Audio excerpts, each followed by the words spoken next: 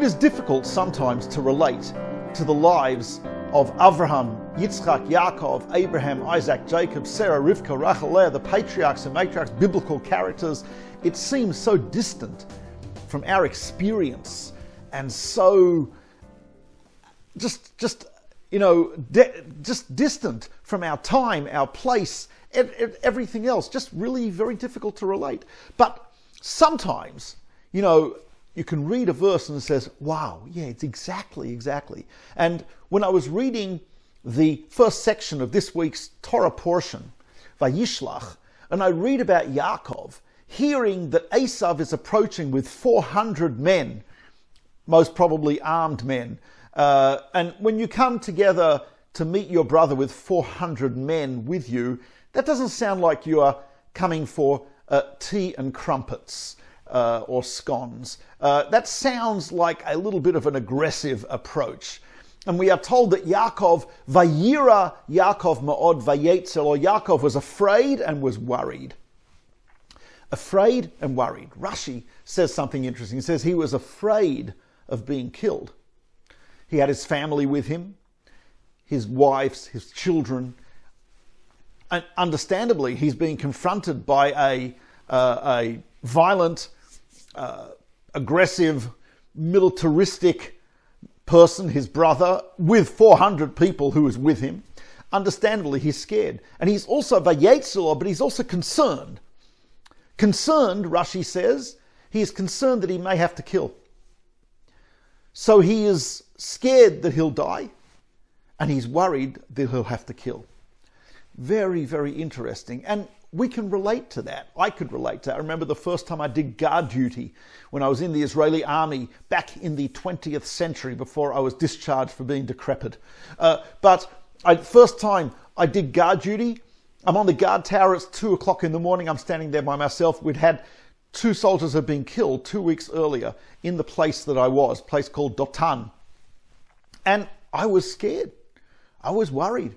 I was scared, but I was also concerned. I'm on guard duty, I'm on a guard tower, it's the middle of the night, my night vision is not great.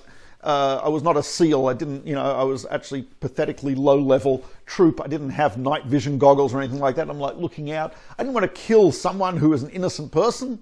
I was scared. Even someone who's not innocent, I don't think I wanted to kill.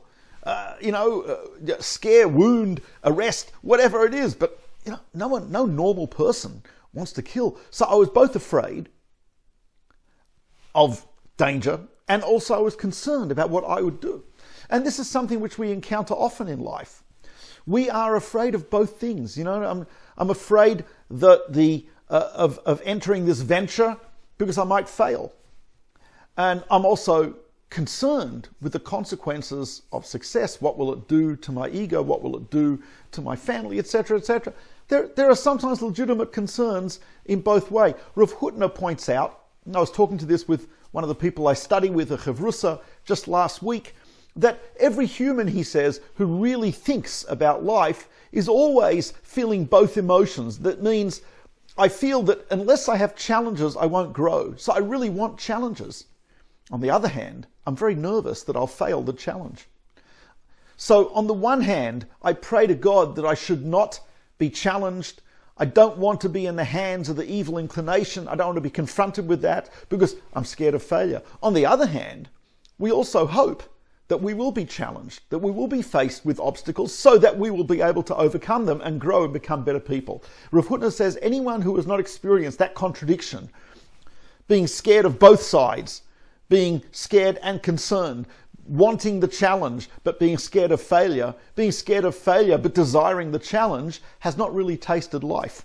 And so here Yaakov, our ancestor, has contradictory feelings. He's scared of being killed. He's concerned that he will kill. But every one of us has probably experienced things like that. Scared, nervous about success, scared about failure. On the one hand, wanting a challenge, but on the other hand, not wanting to fail. This is the human condition. We live with these contradictions, and that's okay. That's okay. We have to just do what we're supposed to do and think of the right thing to do, which is what Jacob, our ancestor, did to try to prepare for war. He prepared for appeasement, for peace, and he also prepared by praying. So he did what he had to do, but that doesn't mean that he didn't feel nervous, scared, and concerned about both sides of what he was going to do.